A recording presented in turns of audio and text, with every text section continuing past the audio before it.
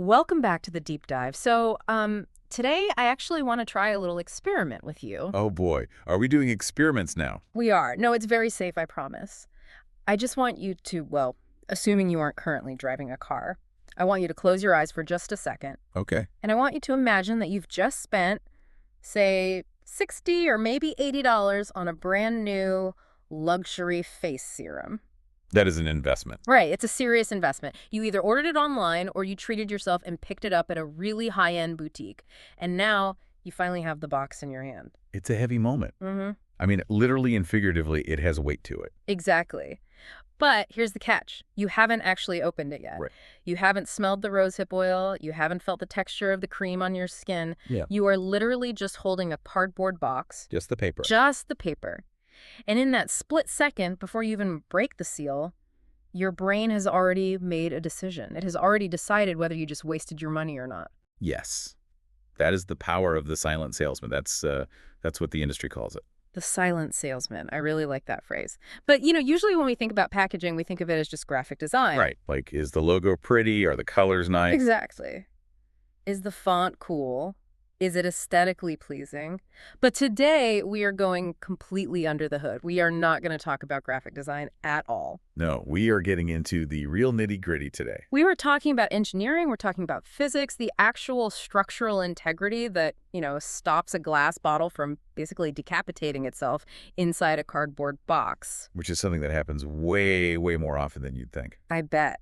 So, the source for our deep dive today is this massive, frankly encyclopedic guide released in early 2026 from Jarsking. Yeah, authored by Isabella Lee. Right, Isabella Lee, their creative director of design. And when I say encyclopedic, I am not exaggerating. This thing gets into the microscopic details of why boxes fail. It's such a fascinating document because it really bridges that gap between the art of packaging and the pure mechanics of it. Like, Isabella Lee isn't just sitting there talking about Pantone colors. No, she's talking about millimeters. Exactly. She's explaining how a single millimeter of clearance can literally save an entire product line from a logistical disaster. So our mission today, and I want you to stick with us on this, is to turn you into a packaging detective. A packaging nerd, let's just say it. A packaging nerd, yes. Yeah.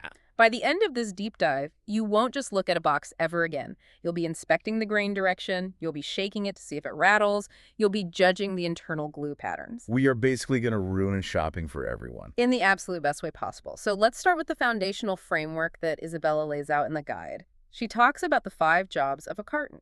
Now, to me, and maybe to you listening, a box really only has one job: hold the thing. Right. Keep the thing from falling on the floor. Exactly. Why on earth do we need 5 jobs? Well, hold the thing is definitely job number 1. That falls under protection. But in the modern beauty industry, the box has to work so much harder than that. The guide lists protection, brand positioning, omni-channel performance, consistency, and circularity. Okay, those sound a little bit like corporate buzzwords. Can we break those down? They do sound like buzzwords until you realize they're constantly fighting each other. That's where the engineering gets really interesting. There is this massive inherent tension between these jobs. Give me an example of that tension. Okay, let's take protection versus circularity. Circularity meaning sustainability, recycling, that sort of thing. Right, exactly. End of life for the materials. So if you want maximum protection for, say, a really heavy, expensive glass jar of eye cream, the absolute best engineering solution is usually a classic EVA foam insert. Because it absorbs shock. Right, it absorbs shock perfectly. It hugs the jar. But if you prioritize circularity, you absolutely cannot use foam because it's a nightmare to recycle. Right, it just ends up in a landfill. Exactly. So now the brand has a conflict. Do you risk the bottle breaking, which means you fail at protection, or do you use the foam to keep it safe and completely fail at circularity? Wow, okay. And then you have omni-channel performance, which I'm just going to assume means, does this thing survive the Amazon warehouse? You nailed it. A box that looks absolutely flawless, sitting perfectly still on a brightly lit shelf in Sephora, might get completely and utterly destroyed in the back of a FedEx truck. Right. That's the tension. You have to design a piece of paper to survive a climate-controlled boutique display and also survive being tossed into a delivery van. Those are 2 completely different physical environments. Okay, so let's get into the specifics. The guide breaks all this down by product type, which I think is a really smart way to organize it. Because obviously, a flexible plastic tube and a heavy glass jar are totally different beasts. Completely different physics involved. Let's start with tubes. Hand creams, face washes, cleansers, that sort of thing. Tubes are deceptive. Very deceptive. Deceptive how? Because they seem pretty indestructible to me. Like, if you drop a plastic tube of toothpaste on the bathroom floor, it just bounces. Nothing happens. The tube itself is tough, yes. But packaging a tube inside a square cardboard box is surprisingly tricky. And it's because tubes are weird shapes. They aren't uniform. Exactly. There's cylinders at the bottom where the cap is, but then they flatten out into flat wedges at the top where they are sealed. They don't have a consistent geometry. And the guide spends a huge amount of time talking about the box structure specifically for tubes. There are these two acronyms, STE versus RTE. Oh, yes. I felt like I was reading a secret code when I saw those. Can you decode that for us? I can. It's actually much simpler than it sounds. STE stands for straight tuck end, and RTE stands for reverse tuck end. Okay. It sounds super technical, but it's really just a description of which way the little flaps on the top and bottom of the box fold in. Walk me through it. Visualize it for me. All right, hold a standard vertical box in your mind. You've got a top flap that you tuck in to close it, and a bottom flap that forms the base. In a straight tuck and an STE, both of those flaps, the top and the bottom, tuck towards the back panel of the box. So they fold away from the front. Exactly. So if I'm holding on the shelf looking at the front of the box, I don't see any raw paper edges or cut lines. Precisely. That is the entire advantage of the STE structure, because both flaps tuck to the back. The front panel, which is the face of your product, the thing the customer sees, is completely uninterrupted. It's like a clean canvas. A totally clean canvas for the graphic designer. If you are selling a luxury product where that immediate shelf impact is everything, you almost always use STE. Okay, that makes total sense. Yep. So why would anyone ever use the other one, the RTE? Reverse tuck in. So in an RTE box, the top flap might tuck toward the back, but the bottom flap tucks toward the front. So they fold in opposite directions. Right. But that sounds, I don't know, messier. Why do it that way? It comes down to manufacturing efficiency and utility. From a pure production standpoint, the way an RTE box is laid out when it's flat allows you to nest the boxes much closer together on the giant sheets of paperboard before they get cut out. Oh, so you fit more boxes on one sheet. Exactly. You waste a lot less paper, so it's generally slightly cheaper to produce at scale. Plus, structurally, an RTE box is usually a bit easier for the consumer to open and close repeatedly without tearing those little side tabs. Okay, so if I'm summarizing, STE is for vanity and RTE is for utility. That's a very good way to put it.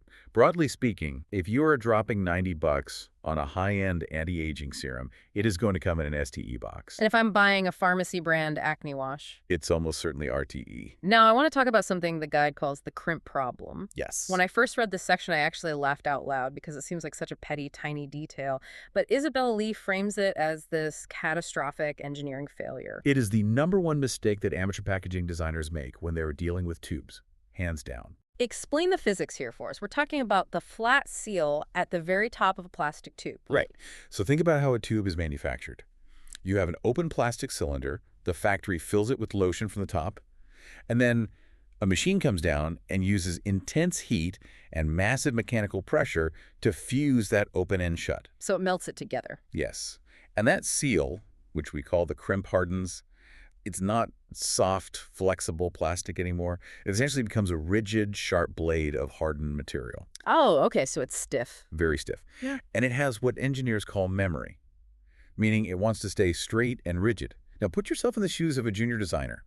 You measure your tube of lotion, and you find out it is exactly 150 millimeters tall. Okay. So naturally, you design the cardboard box to be exactly 150 millimeters tall on the inside. Perfect fit, right? It sounds totally logical. You want it snug so it doesn't rattle around. In this specific case, a snug fit is completely disastrous because you forgot about the flaps. The box flaps. When you fold the top of the box closed, you have those two little inner flaps, the dust flaps, that fold in first. They take up a tiny bit of vertical space inside the box. So now, that hard, rigid plastic crimp is pushing right up against those paper dust flaps. It's pushing upward. And I'm guessing the cardboard box isn't strong enough to push back. Not even close. The plastic crimp wins that fight every single time. Yeah. So what happens over a few weeks in transit is that the top lid of the box starts to bulge. It literally domes upward. Just from the pressure of the tube. Yes. It might only push up by a millimeter or two, but on perfectly lit retail shelves, The light catches that bulge and it looks terrible. It looks like the product inside is trying to escape, like it's bloated. Exactly. It looks damaged. Yeah. And that signals to your customer's subconscious something's wrong with this product, or this is a cheap, low-quality brand. So what is the fix? Do you just make the box huge? The fix is that you have to sell air. And that is a hard truth for a lot of brands to swallow. The guide specifies that you absolutely need 3 to 5 millimeters of pure vertical clearance. Wow. You are literally designing empty dead space above the crimp just to guarantee that the rigid plastic never, ever touches the roof of the box. I can just imagine a CFO somewhere looking at the blueprints and screaming, "You're paying to ship air. That costs us thousands of dollars in freight." Oh, they hate it. The finance department hates it. But you know what they hate even more? A product that doesn't sell because the boxes all look warped and damaged on the shelf. You have to buy that air to buy the structural integrity. That is fascinating. Okay, then there's something called the slide risk. This is another major tube nightmare the guide highlights. This is a horror story, especially for e-commerce. Tubes are inherently slippery, the plastic is smooth, and because of that wedge shape, they're usually tapered. Right, wider at the bottom, narrow at the top. Yes. So if you put a tube in a box that is even slightly too loose horizontally, it turns into a missile. A missile inside the box. A tiny plastic missile. During shipping, the box gets thrown around, shaken, dropped. The tube slides rapidly back and forth inside the carton. And if the dust flaps, again, those little paper tabs on the side that fold in first, if they aren't engineered correctly, the tube can literally slide right past them. And do what? It acts like a wedge and forces the top flap open from the inside. Oh, so you open your Amazon package and the tube is just rolling around loose and the box it came in is completely flattened next to it. Exactly. The unboxing experience is totally ruined. So the guide puts a huge emphasis on what Isabel Lee calls full dust flaps. What does that mean structurally? It means those two inner flaps shouldn't just be little 1-inch nubs. They need to be extended so they reach all the way across the opening and actually meet each other in the middle. Oh, so they create a physical floor or ceiling? Exactly. They create a solid physical wall of paperboard that the tapered end of the tube cannot possibly slide past. It's like building a reinforced gate inside the box. That's exactly what it is. Without that full gate, you are basically gambling with every single shipment you send out. All right, let's move up a weight class. Tubes are light, they're flexible. But jars. We're talking about heavy, thick glass jars of night cream or body butter. This feels like where the real danger zone is. This is where we start dealing with serious gravity. The stakes are so much higher with jars. Look, if a plastic tube falls out of a box, it's annoying. If a thick glass jar falls out of a box onto your bathroom tiles... It's shattered glass everywhere. It's a lawsuit waiting to happen. Exactly. And the guide uses this terrifying phrase when talking about heavy jars. They call it bottom blowout. Bottom blowout. That sounds catastrophic. It is exactly what it sounds like. So imagine a 50-milliliter jar of really dense, rich face cream. That jar, with the thick glass bottom and the heavy lid, might weigh 200 or even 300 grams. That's substantial. It is. Now, if you design the box with a standard tuck bottom, just a simple little flap that folds in and holds by friction, and the customer picks that box up off the shelf by grabbing the top, The bottom flap just gives up. it creates a trapdoor effect. The friction of the little paper tuck is nowhere near strong enough to fight 300 grams of gravity. The weight of the glass pushes the flap open, and the jar falls straight through the bottom of the box and hits the floor. Smash. So how do packaging engineers stop the trapdoor effect? Through clever folding mechanics. The guide strongly recommends avoiding standard tucks entirely for glass jars and using an auto-lock bottom, which is also called a crash lock bottom. Crash lock. That sounds intense. How does a crash lock work? It's actually a brilliant piece of origami. The bottom of the box isn't just one simple flap. It's 4 distinct flaps that are precisely die-cut and then pre-glued at the factory in a very specific geometric pattern. So they arrive at the brand already glued. Right. When the empty boxes are shipped to the filling factory, they lie completely flat. But when the assembly line worker pushes on the 2 opposite sides of the box to open it up into a square, Those 4 flaps engage. they automatically snap down and interlock into each other. Oh, like a 3D puzzle locking together. Yes, but a permanent one. Once those glued flaps snap or crash into place, they create a rigid, preformed base that is incredibly, incredibly strong. You could easily put a full kilogram of weight in there and it will not blow out. And I imagine it saves a lot of time on the assembly line too, right? Because the worker doesn't have to manually fold 4 different flaps on the bottom of every single box. It is a massive time saver. That's why it's called self-erecting. The worker literally just pops the box open, and the bottom is instantly formed and locked. But holding the bottom closed is really only half the battle when you're dealing with jars. You also have to deal with the rattle. Right, because a round glass jar inside a square cardboard box, there is inherently a lot of empty dead space in those 4 corners. Right. And in packaging, movement is the enemy. If a heavy glass jar can move, it can break. If it has room to slide back and forth inside the box during transit, it acts like a pendulum. It builds up momentum. So when the box eventually hits the ground, the jar inside is actually moving faster than the box itself. Exactly. And that impact energy has to go somewhere. Usually it goes straight into cracking the glass. So you absolutely need an insert to hold it still. The guide compares 2 types of inserts for jars. The U-cradle versus the full cavity. What is the difference between those two? A U-cradle is the cheap, quick fix. It's essentially just a simple piece of cardboard folded into a U shape that sits at the bottom of the box. The jar sits inside the U. It keeps the product roughly in the center. And honestly, it's fine for cheap plastic jars. But not for luxury glass. For glass, you must use a full cavity insert. Think of it like a 5-point harness seatbelt for your skincare. It has to grab the jar securely in 2 different places, the base and the shoulder. The shoulder being the curved top part of the glass jar. Right, just below where the lid screws on. Think about it. If you only build an insert that holds the bottom of the jar tight, the heavy top can still rock back and forth like a metronome. And that rocking motion is dangerous. Very dangerous. It puts stress on the glass. A full cavity insert is usually an upper piece of engineered cardboard with a precise circular hole cut out of it. That hole slides perfectly over the top of the jar, locking the shoulder into place and tying it to the walls of the box. It prevents any tilting whatsoever. So the jar is basically suspended in the dead center of the carton, completely unable to move in any direction. Exactly. Total immobilization. That is the goal. Speaking of immobilization, let's talk about the situation the guide literally calls the nightmare scenario. Oh, the glass dropper bottles. Yes. Isabella Lee explicitly calls out the glass dropper bottle as the single hardest object in the entire beauty industry to package successfully. They are the absolute divas of the packaging world. They demand so much special attention. I have so many of these sitting in my bathroom cabinet right now.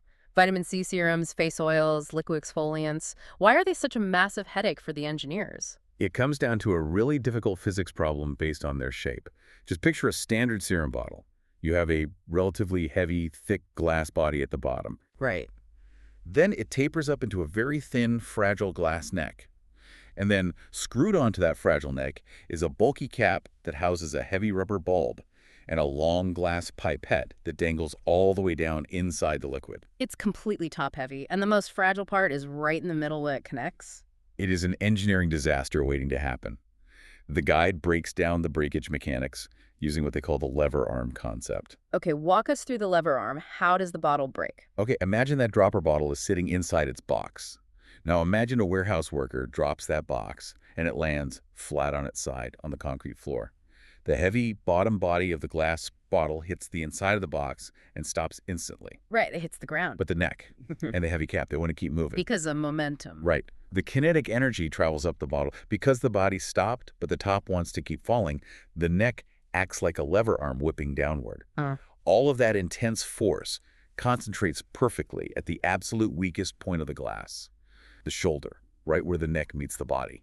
And because glass obviously doesn't bend, It snaps. It decapitates itself. It's a completely clean break right at the neck. decapitated bottles, it is such a vivid, terrible image. And the worst part is, now you have 30 milliliters of incredibly expensive, sticky facial oil quietly soaking into the cardboard box while it sits on a delivery truck. So how on earth do you engineer a way to stop this lever arm from snapping? The golden rule is 2-point immobilization.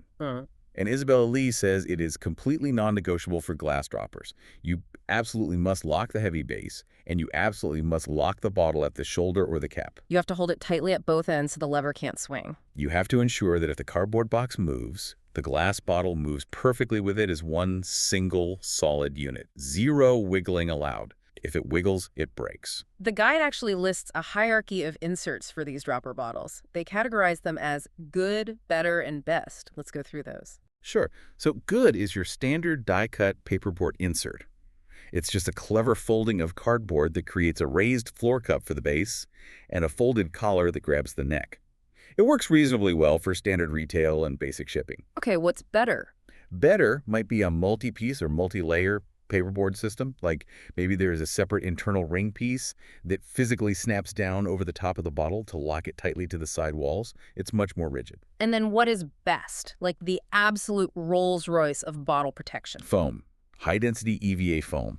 The factory literally routes out a custom 3D cavity in a block of foam that perfectly hugs every single millimeter of that bottle's specific geometry. Because the foam absorbs the shock instead of the glass. Exactly. It offers unbeatable shock absorption. It fills all the dangerous void space completely. If you drop a box with an EVA foam insert, the bottle will almost never break. But, and I feel like there's a big but coming here. There is a massive but. It's made of plastic, it's expensive to mold, and frankly, modern consumers are starting to really hate it. Yeah, I know that feeling. When you open a small serum and pull out this giant block of black foam, you instantly feel guilty. You think, what am I supposed to do with this? Right. You can't put it in your curbside recycling bin. It's destined for a landfill for the next 1,000 years. So the industry trend is moving sharply away from the best protection. Even though it works better structurally. Yes. Brands are now reserving those foam blocks only for the ultra-expensive hero SKUs, or maybe for special influencer PR kits that have to look perfect. For standard retail, they are forcing packaging engineers to get incredibly creative with paperboard to try and mimic the shock absorption of foam. That sounds like a tough job. All right, let's shift gears a little bit. We spend a lot of time talking about heavy, dangerous, breakable things. Now I want to go to the exact opposite end of the spectrum. The tiny feather-light things, lipsticks, mascaras, eyeliner pencils. The slim cartons. Yeah, these seem like they should be the easiest things in the world to package. It's a tiny little rectangle. What could possibly go wrong? Absolutely everything. Slim cartons are actually where luxury brands accidentally make themselves look incredibly cheap the most often. Really? Why is that? 2 words. The rattle. The rattle. Okay, explain. Walk into a drugstore, pick up a cheap $5 lipstick box, and shake it next to your ear. You'll hear it instantly. Clack, clack, clack. Yeah, the plastic tube is hitting the inside of the cardboard. It sounds hollow. It sounds like they didn't bother to measure. And here is the fundamental geometry problem with slim cosmetics. A lipstick tube is a cylinder, but the box you put it in is a square column. Right. If you put a perfect circle inside a perfect square, you inevitably have 4 empty gaps in the corners. The product is physically loose by definition. So how do you fix that? Because it's a tiny box. You obviously can't stuff bubble wrap or foam insert into a lipstick carton. There's just no room. No, there's barely enough room for the tube itself. The fix is actually one of the most elegant bits of paper engineering in the whole guide. It's called a friction tab, or sometimes an internal tongue. A tongue? Yeah. Imagine the designer makes a very small, precise U-shaped cut in the side panel of the cardboard box. When the box is glued together, that little U-shape is folded inward. So it sticks out into the interior space. Exactly. It creates a tiny springy piece of cardboard hanging out inside the box. When the factory worker slides the round lipstick tube in, that little cardboard spring gets pushed back, but it constantly applies pressure against the side of the plastic tube. Oh, so it pinches it. Gently, yes. It pushes the tube firmly against the opposite wall of the carton. It creates constant friction. Now, when the customer picks up that box and shakes it, total silence. The tube can't move. It can't move. The box feels solid. It feels like one dense, premium unit instead of a cheap toy. And how much does a friction tab cost a brand to add to their boxes? Basically nothing. It is just an extra die-cut line on the paper they were already buying. It's literally free engineering. But you have to know to ask for it. Exactly. So you have to know the mechanics. Now, this leads us perfectly into the section of the guide that I personally found to be the most technical, but also the most mind-blowing. Isabella Lee calls it the technical aha moment. Grain direction. Yes, grain direction. I will be completely honest with you. When I first read the heading grain direction, my eyes kind of glazed over. I thought to myself, it's paper. Who on earth cares which way the paper grain goes? Oh, you care. You just don't know you care yet. This is the absolute physics of Paper 101. And it is where so many amateur designers completely ruin their packaging. Okay, convince me. Make me care about paper grain. Okay. Think about how paper is actually manufactured. It's made of millions of tiny wood fibers suspended in water, right? Real pulp? As that pulp gets pressed out into a continuous sheet on the massive factory rollers, all of those tiny microscopic wood fibers naturally align themselves in one specific direction. Just like the physical grain in a piece of solid oak. Okay, I'm with you. When you take that finished cardboard and you fold it into a box, the physics of that fold change drastically depending on how it relates to the grain. How so? If you fold the paper parallel to the grain, meaning your fold line runs in the same direction as the fibers, the paper folds beautifully. The fibers just roll over each other. You get a perfectly smooth, crisped, sharp line. Which is what you want. But if you fold the paper perpendicular to the grain, meaning you're forcing a fold across the fibers, you are literally snapping them in half. You are physically breaking thousands of tiny wooden rods right at the crease. Ouch. And what does that look like to me, the shopper looking at the box? It looks terrible. It looks like a cracked, ragged, fuzzy edge. You can often see the raw, white inner core of the paperboard boasting right through the expensive colored ink. Oh, I hate that. It makes the box look like it's been sitting in a drawer for 5 years, even if it's brand new. Exactly. It looks worn out. So obviously the rule is you should always try to design your box so the main fold lines run parallel to the grain. Seems simple enough. Ideally, yes. But here is the massive problem. When you are designing a tall, skinny box, like for a mascara or an eyeliner, you suddenly have completely competing structural needs. A cage match between folds. Basically, you absolutely want the grain to run vertically up and down the long height of the box. Why? Why does the long side need the grain? To stop what the industry calls the banana effect. The banana effect. I love the terminology in this industry. It's very descriptive. Paper is hygroscopic, meaning it naturally absorbs invisible moisture from the air. If you design a tall, thin box and the grain runs horizontally across it, the ambient humidity in the store will cause the cardboard to swell unevenly. The whole box will literally bow and curve in the middle. It creates a banana shape. Right. It won't stand up straight on the shelf. It'll lean on the box next to it. And nobody wants to buy a banana box. Nobody. So the engineer says, fine, we will run the grain vertically. Those vertical fibers act like tiny structural pillars, keeping the tall box perfectly stiff and perfectly straight no matter the humidity. I hear the trade-off coming. If the grain is running vertically up the box, that means those little closure flaps at the very top and the very bottom are now being forced to fold horizontally. Which is perpendicular to the vertical grain. Exactly. They are folding against the grain. So those little flaps are going to crack and look ragged. Yes. You are forced to make a devil of a choice. Do you want a perfectly straight box that has slightly cracked ink on the top flaps? Or do you want perfectly smooth top flaps on a box that curves like a banana? Wow. That is an impossible choice. What does Isabella Lee recommend in the guide? For slim beauty cartons, structure always wins. You accept the risk of the cracking on the small top flaps. Maybe you try to hide it by using a lighter color ink there. Or you apply a heavy UV coating to bind the fibers just to ensure the main body of the box stays perfectly rigid and straight.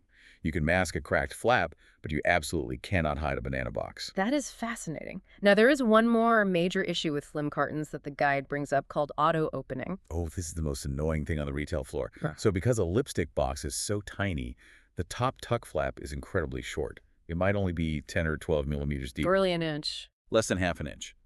And because it's so short, there isn't much surface area to create friction against the inside wall.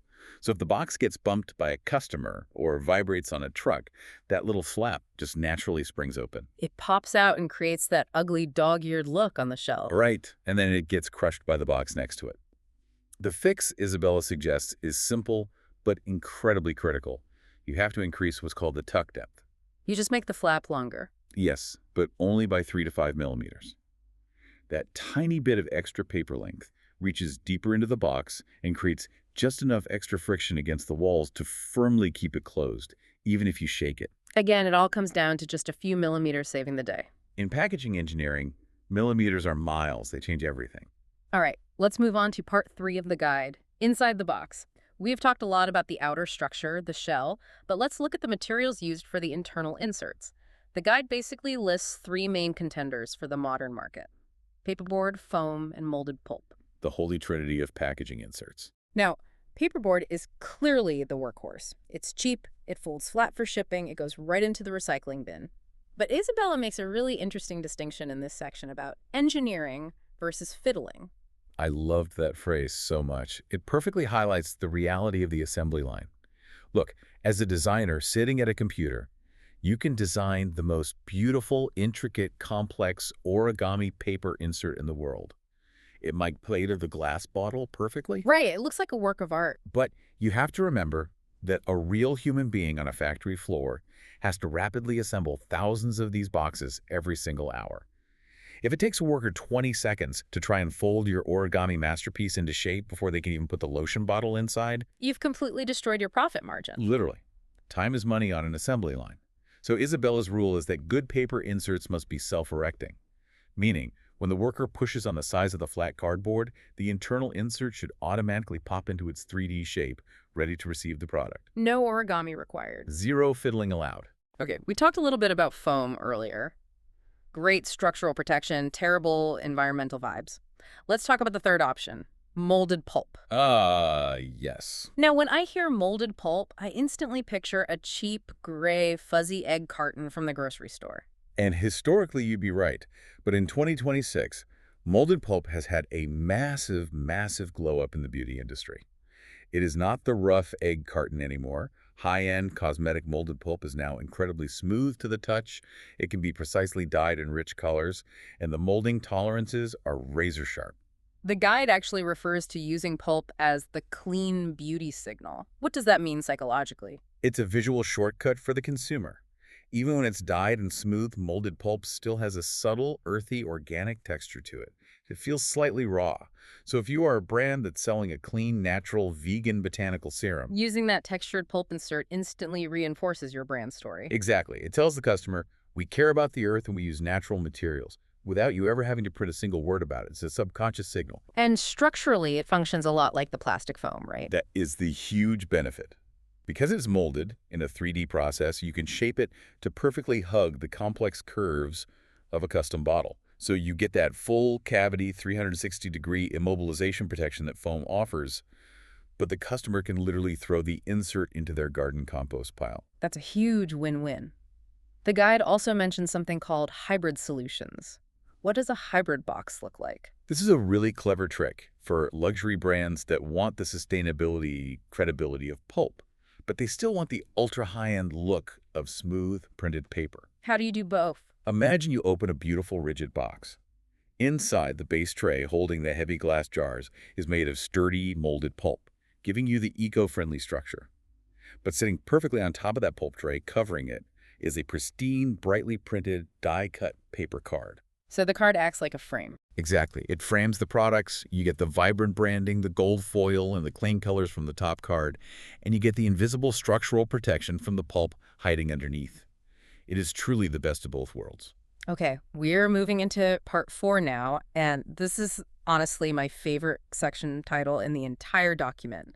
Looking luxury on a mid-range budget. Yes, this is the section for anyone who wants to know how to cheat. Politely, of course. How to look expensive without going bankrupt. The guide uses this great analogy of material is fabric. Can you explain that concept? Think about high fashion. If a clothing designer makes a dress out of cheap, thin, highly synthetic, shiny polyester, It looks cheap. it looks incredibly cheap. And the thing is, you can try to cover that cheap polyester dress in hundreds of expensive sequins. You can dye it a beautiful gold color. You could even sew real diamonds onto the collar. But it is still going to look like a cheap dress. Because the foundation is rotten. Right. The drape is wrong. The way the light hits the fibers is wrong. It sounds weird when it moves. Right. But if you take a dress made from thick, heavy, incredibly high-quality silk or dense wool, it looks unimaginably expensive, even if it is just a plain, unadorned black sack. The base material itself does 90% of the heavy lifting. So how does that translate to a cardboard box? In packaging, the fabric is the paperboard, and the thickness of that paperboard is called the caliper. The guide strongly suggests that if you want to look luxury, the very first thing you do is upgrade your caliper. Move from a standard 18-point thickness board to a 24-point board. Does upgrading the thickness cost a lot of money?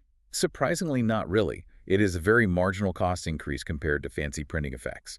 But the difference in the hand feel is absolutely massive. It feels heavier in the hand. It's stiffer. It's significantly heavier. And this is the crazy part. It sounds different. When a customer picks up a 24-point box and taps it with their fingernail, it gives a deep, solid thud. A cheap 18-point box sounds hollow and tinny. So before a brand blows their entire budget on shiny gold foil lodos, they should literally just buy thicker paper. 100%.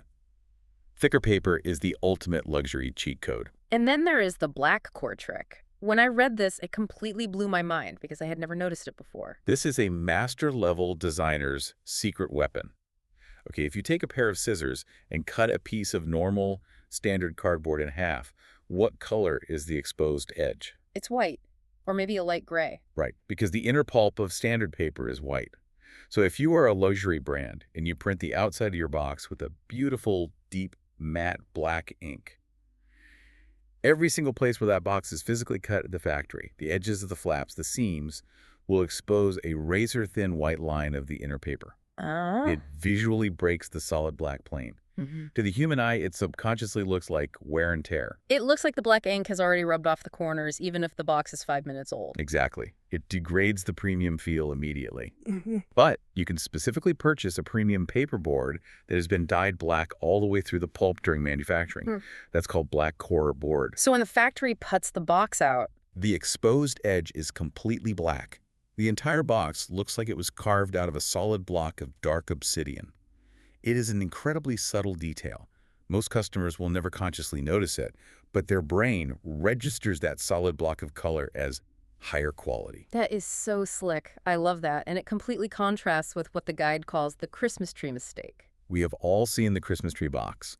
It's when a brand gets a little bit of budget and they try way too hard to prove their luxury. Right, they just throw the kitchen sink at the printing press. They use hot gold foil, and then they add silver foil accents and spot UV shiny gloss on the text.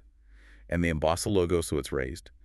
And they cut a plastic window in the front, and they tie a silk ribbon around it. It looks like a disco ball. It's exhausting to look at. It is visually incredibly noisy. Yeah. And paradoxically, adding all of those expensive finishes actually makes the product look cheaper. It looks desperate. It's like the box is screaming for attention. So what is Isabella's advice instead? Extreme restraint. The rule of thumb in the guide is 1 high-quality texture plus 1 light effect. That's it. Give me an example of what that restraint looks like in practice. Sure. Imagine a thick 24-point paper box that has an uncoated textured linen finish, so it feels like fabric. It's completely matte white. And the only decoration on the entire front panel is a blind emboss. Blind emboss meaning there's no ink used at all. Exactly. Just a heavy metal die pressing the brand's logo deeply into the thick paper. It relies entirely on physical shadow and texture to be read, not flash or shine. That sounds gorgeous. It screams confidence. It tells the customer, our product is so good we don't need to shout at you with shiny gold foil. And what's the financial kicker here? The kicker is that buying high-quality, thick paperboard with minimal restrained finishes is almost always significantly cheaper to manufacture than buying cheap, thin board and paying for 5 different foil and gloss passes on the printing press. So you literally save money while making the product look twice as expensive. That is the ultimate hack. Okay, let's talk about the psychology of unboxing. Because if the outside of the box is supposed to be quiet and restrained, the guide suggests putting all the drama on the inside. Yes. The unboxing experience should be an emotional journey. If the exterior is quiet luxury, the interior can absolutely be a party. They call it interior printing. Imagine buying that plain, confident, blind embossed white box we just talked about. You get it home, you open the top flap, and suddenly you are hit with a massive flood of electric neon blue or hot pink printed on the inside walls. It's a total surprise. It triggers a tiny hit of dopamine in the brain. It feels like a secret. It's exactly like the incredibly bright patterned silk lining inside a very serious conservative men's suit jacket. That is the perfect analogy. It makes the customer feel like they have discovered something special that isn't for the whole world to see. It builds intimacy with the brand. And when brands are selling sets like those multi-step discovery kits with 3 or 4 different bottles, the guide specifically talks about establishing the hero spot. Visual hierarchy is so important for sets. You can't just throw 4 bottles into a box randomly. You have to direct the eye. You place the most valuable or important item, usually the full-size serum, or the most expensive active ingredient dead in the visual center of the layout. Or physically raise it up. Yes. You design the paper insert so that the hero bottle actually sits half an inch higher than the cleansers and toners around it. You make it the king of the box. And you should organize the rest of the products logically, right? Always. Left to right. Cleanse, then treat, then moisturize. Don't make the customer guess what order to use them in. The physical layout of the unboxing should act as a silent tutorial for the skincare routine. All right, part 5. We are leaving the safe, beautiful design studio and we are entering the absolute torture chamber, the e-commerce reality check. This is where beautiful design dreams go to die. The guide contrasts the traditional retail shelf, which is static, climate-controlled, and safe, with the modern reality of the Amazon Fulfillment Center. Which is, for a cardboard box, an active war zone. You have high-speed conveyor belts jamming boxes together. You have sudden 4-foot drops-off chutes into giant sorting bins. You have random, violent vibration in the back of an unsprung delivery van for hours. You have heavy 50-pound boxes of dog food randomly stacked on top of your delicate, lightweight face cream. And the guide mentions a very specific, terrifying testing standard, EASTA 6. What exactly is that? EASTA 6 is the official, brutal packaging testing protocol that was developed in partnership with Amazon. Basically, if you want your product to be sold and shipped by Amazon without them forcing you to pay them to repack it in their own giant padded boxes, you have to prove your unit carton can pass the EASTA 6 test. What does passing that test actually involve in the lab? They put your box through hell. It involves multiple free-fall drops onto concrete. But not just flat drops. They drop it specifically on the weakest corners and the exposed edges. Oh, wow. It involves prolonged random vibration testing, which is a machine that violently shakes the box at different frequencies to simulate a delivery truck driving over awful potholed roads for 4 straight hours. And compression testing, where they just slowly crush the box with a hydraulic press to see how much weight it can take before the walls buckle. It sounds medieval. Most standard, beautiful retail boxes fail the EASTA 6 test within the first 2 minutes. So what are the specific points of failure? We already talked about bottles breaking, but what about the outside of the box? The guide highlights scuffing. Scuffing is a massive issue, particularly for those trendy, soft-touch matte boxes. Why? Because of the truck vibrations. Imagine your beautiful black matte unit carton sitting inside a slightly larger, brown, corrugated shipping box. As the truck vibrates down the highway for hundreds of miles, your carton is constantly rubbing against the rough inside of the corrugated box. Rub, rub, rub. Like sandpaper. Exactly. The friction acts like fine grit sandpaper.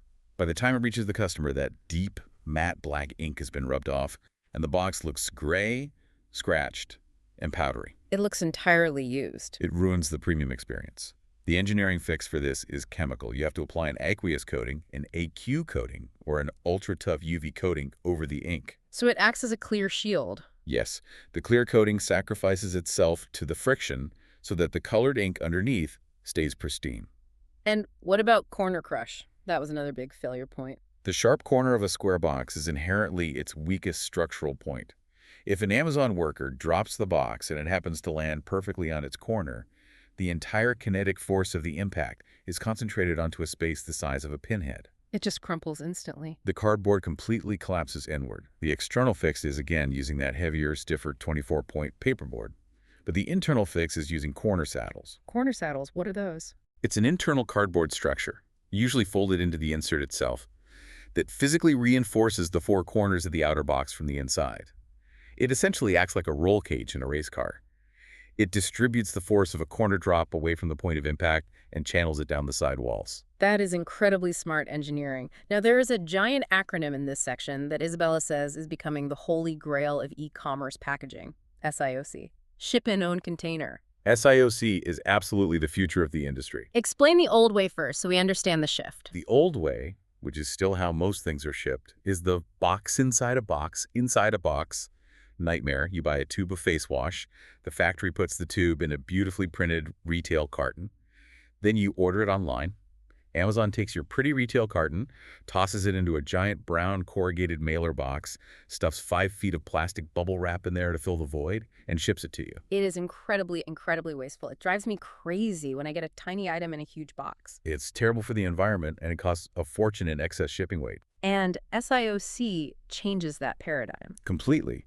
SIOC ship in own container means that the packaging engineer designs the beautiful printed retail unit carton to be structurally strong enough to completely survive the EASTA 6 test entirely on its own. So they just slap the UPS shipping label right on the branding. Exactly. No outer brown box, no bubble wrap. The pretty box is the mailer box. But standard cardboard isn't strong enough for that, right? No, standard paperboard would get demolished. To achieve SIOC, Engineers usually have to move to something called microflute. It's a very thin, refined version of corrugated cardboard that can still be printed on with high-quality graphics. And the internal locking insert has to be flawless, so the product inside can't move a millimeter. But if a brand can pull that off, They eliminate the outer brown box entirely. They save massive amounts of money on purchasing shipping materials, they dramatically reduce the dimensional weight of the shipments, and most importantly, the customer isn't left standing in their kitchen with a mountain of cardboard and plastic trash to throw away. exactly, it is a massive win for sustainability and consumer satisfaction. Let's jump to part 6, the shelf scan. We are leaving the Amazon warehouse and going back to the physical retail store. The guide emphasizes the 3-second rule. Yes, picture yourself walking down the skincare aisle at Sephora or Target. You aren't stopping to read every single box. You are continuously walking and scanning the shelves from 6 to 10 feet away. Right. Isabella Lee says that in order to stop a customer in their tracks, your box must clearly answer 3 fundamental questions in less than 3 seconds. Who is it? What is it? And why do I care? That seems incredibly obvious, but the guide points out that a lot of luxury brands get way too poetic with their copy. Oh, it's the Moonlight Elixir problem. Okay, I feel personally that I definitely have a bottle of something called Moonlight Elixir in my bathroom right now. We all do. The beauty industry loves poetry. Yeah. But look at it from a functional standpoint. Imagine you are scanning a shelf and you see a minimalist white box that just says Moonlight Elixir in a very tiny, elegant, swirly font. In those 3 seconds, is it a face toner? Is it heavy night cream? Is it hair serum? Is it an ingestible health drink? Is it a perfume? You have absolutely no idea. Which means I actually have to stop, pick up the box, turn it around to the back, and read the fine print to figure out what it actually does. Yeah. And realistically, in a busy store, you won't do that. You will just keep walking past it.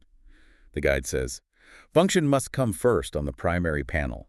You can call it Moonlight Elixir, but you better put the words Retinol Night Serum in huge, clear letters right underneath it. It's all about hierarchy. Yes. The eye should read brand name, then product type, then one key benefit. Just one. Don't these serums have like 10 different benefits? Yes, but if you list 5 benefits on the front of the box, brightening, hydrating, anti-aging, firming, smoothing, it just becomes a wall of text. The customer's brain glazes over. Just pick the most powerful one, deep hydration. If you try to say everything, you end up saying absolutely nothing at all. And color strategy plays a surprisingly huge role in this 3-second scan. The advice Isabella gives is zig when others zag. You have to audit the shelf before you design the box. Look at your direct competitors. If you are launching a clinical or dermatologist-developed skincare brand, well, 90% of those brands use pure clinical white and light blue packaging. Right. It looks like a doctor's office. But if you launch your brand in white and blue, and you are placed on a shelf completely surrounded by 50 other white and blue boxes, you turn into wallpaper. You completely disappear. So you go dark. You go incredibly dark. You make your clinical box a deep, rich forest green or a heavy, dark purple. You become the visual black hole on that bright white shelf that forcefully draws the customer's eye right to your product. Or conversely, if everyone in the aisle is doing that super loud neon Gen Z maximalist packaging. And you go completely neutral. You use bare cardboard and stark black text. You have to create high visual contrast against your neighbors to stand out. And speaking of contrast, Isabella points out that contrast is also a major accessibility issue, isn't it? It is huge and so frequently ignored. A designer will put a very light, chic silver text on a stark white box. And on their backlit $3,000 Retina computer monitor in the studio, it looks incredibly elegant and legible. But on a physical box. On a physical box, sitting on a bottom shelf, under harsh, cheap, fluorescent grocery store lights. That text is practically invisible, especially for older customers, or anyone with imperfect vision. High contrast between the text and the background is absolutely essential for accessibility. We are coming into the home stretch here, part 7, the future. And the entire focus of the future is sustainable and monomaterial packaging. This is where the entire beauty industry is aggressively heading, and the first major casualty of this shift is the plastic window. You mean those little clear plastic cutouts on the front of a box so you can see the actual shade of the lipstick inside? Exactly. Historically, those little clear windows are made of a thin sheet of putty plastic glued to the inside of the paper box. And what's the problem? The problem is the recycling bin. The box is paper, but the window is plastic. When the consumer throws that empty box into their municipal paper recycling bin, they have just introduced a mixed material. It is technically a contaminant in the paper stream. So what happens when it gets to the paper mill? Do they peel the plastic off? If their machinery is advanced enough, they might try to filter it out, but very often mixed materials just get kicked off the line and sent straight to the landfill because it's too expensive to separate them. So the grand innovation that Isabella highlights in the guide is seaweed. Seaweed windows. That sounds like science fiction. It's very real. The guide specifically mentions a collaboration between a company called Sway and a packaging manufacturer called Eco Enclose. They have developed a highly transparent, clear film made entirely from refined seaweed. Wow. It looks exactly like plastic. It feels like plastic, protects the product like plastic. But it is 100% bio-based. And I'm assuming it's easily compostable. Yes, but more importantly, it is what the industry calls pulpable. Pulpable meaning it acts like paper. Meaning, if a consumer leaves the seaweed window attached to the cardboard box and throws the whole thing in the paper recycling bin, the seaweed film will naturally dissolve and break down in the pulping vats, right alongside the paper fibers. It doesn't clog the machines. It is fully compatible with the paper recycling stream. That is an incredible material innovation. It is. But if a brand can't afford seaweed film, Isabella suggests an even simpler, more elegant alternative, the die-cut reveal. Which is just a hole in the box. It's literally just a hole. You just use a steel die to cut a beautiful shape completely out of the front panel of the cardboard. You let the naked bottle or tube show clearly through the empty space. It is the ultimate sustainable window because there is no window material at all. The ultimate goal here, as outlined in the guide, is something called monomaterial. Monomaterial is the absolute holy grail of modern packaging engineering. It means that every single component of the package, the outer carton, the internal protective insert, the protective outer coating, the window, absolutely everything is made from the exact same base material, in this case, paper. Why is that so crucial? Because if you achieve true monomaterial status, you completely remove the burden from the consumer. They don't have to rip the plastic window off. They don't have to separate the foam insert from the paper box. They just take the entire empty package and confidently toss the whole thing into the blue recycling bin. And doing that builds a massive amount of brand trust, doesn't it? It absolutely does. Consumers are smart. They know when a brand is just greenwashing by using green ink and printing a leaf on the box. When they see a truly monomaterial package, it proves to them that the brand actually invested the time and money to engineer the waste out of the system. Wow. We have covered a truly massive amount of ground today. From the weird physics of the crimp problem, to the tragic decapitation of dropper bottles, to the grain direction of paper fibers, and finally, the seaweed windows of the future. It is a lot to process. Packaging is incredibly complex. So, out of all of this, what is the biggest takeaway for you? What is the one thing that really sticks? For me, it is the fundamental shift in mindset. For decades, we used to think of packaging as just a pretty wrapper, a disposable skin that you rip off and throw away.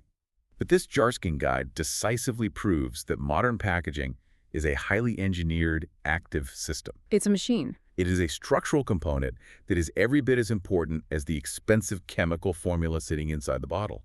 If the engineering fails, if the lipstick rattles, if the glass dropper breaks, if the matte ink scuffs off in the delivery truck, the entire brand promise is broken before the customer even tries the product. Structural integrity is brand trust. Exactly. You absolutely cannot build a premium luxury brand if you are shipping it in a cheap rattling box.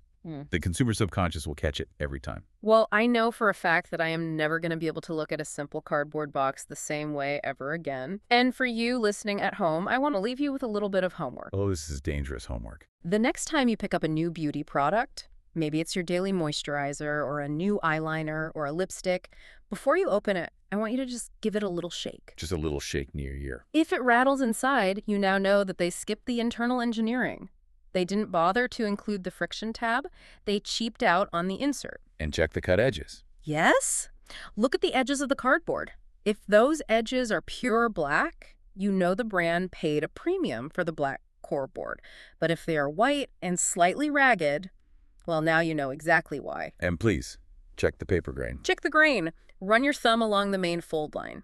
If the ink is cracking and the paper looks fuzzy, you know they fought the fundamental physics of the paperboard. And the paperboard won. The paper always wins in the end. Thank you so much for joining us on this deep dive. We will see you next time. See you next time.